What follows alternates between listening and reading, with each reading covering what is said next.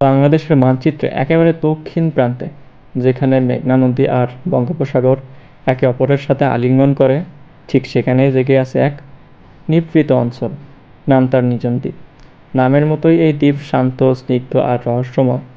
যান্ত্রিক শহরের কোলাহল থেকে বহু দূরে অবস্থিত এই দ্বীপটি যেন প্রকৃতির নিজ হাতে আঁকা এক ক্যানভাস। আমরা আজ আপনাদের নিয়ে যাব সেই অরণ্যে, যাকে অনেকে বলে বাংলার দ্বিতীয় সুন্দরবন। হাতিয়া উপজেলায় অবস্থিত এই দ্বীপটি প্রায় 91 বর্গ কিলোমিটার। 50-এর দশকে পলিজমে এটি প্রথম সাগরের বুক চিরে জেগে উঠতে শুরু করে। শুরুতে এর নাম ছিল চর ওসমান, কিন্তু পরবর্তীতে নীরবতার কারণে এটি পরিচিত পায় নিজাম দ্বীপ নামে। একদিকে প্রমত্তা মেঘনা আর তিন দিকে উত্তাল বঙ্গোপসাগর, এই বৈচিত্র্যময় অবস্থানই দ্বীপটি করেছে অনন্য।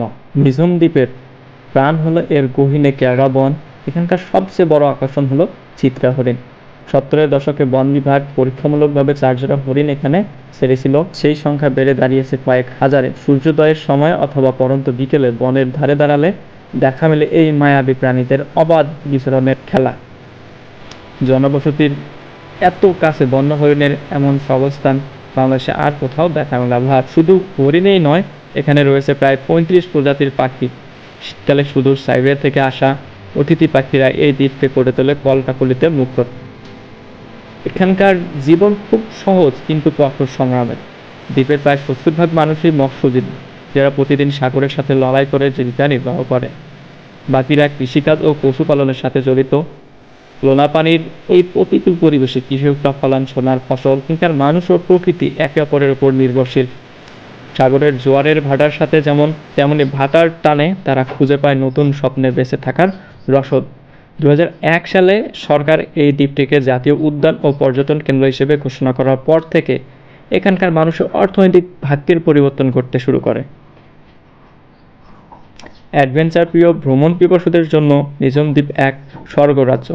বনের নিস্তব্ধতা, সাগরের গর্জন আর রাতের আকাশ ভরা নক্ষত্র, সব মিলে এখানে মিলবে জীবনের এক অনন্য স্বাদ। এখানকার নামার বাজার, সৈকত, সমুদ্র, সূর্যাস্ত দেখার অনুভূতি ভাষায় প্রকাশ করা অসম্ভব।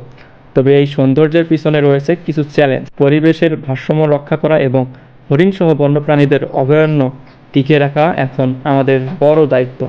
পর্যটনের বিকাশের সাথে সাথে আমরা যদি প্রকৃতিকে রক্ষা করতে না পারি, তবে হয়তো এই নিঝুম দ্বীপ তার নিস্তব্ধতা হারিয়ে ফেলবে। নিঝুম দ্বীপ আমাদের শেখায় কিভাবে শূন্য থেকে একটি ভূমি প্রাণ পায়, কিভাবে প্রতিকূলতায়ও জীবন জেগে ওঠে। আমাদের এই প্রিয় বাংলাদেশে অমূল্য রত্ন এই দ্বীপ। চলুন প্রকৃতির এই শান্ত বার্তাকে আমরা আগলে রাখি আগামীর জন্য। নিঝুম দ্বীপ থাকুক তার আপন ছন্দে ও চিরসবুজ।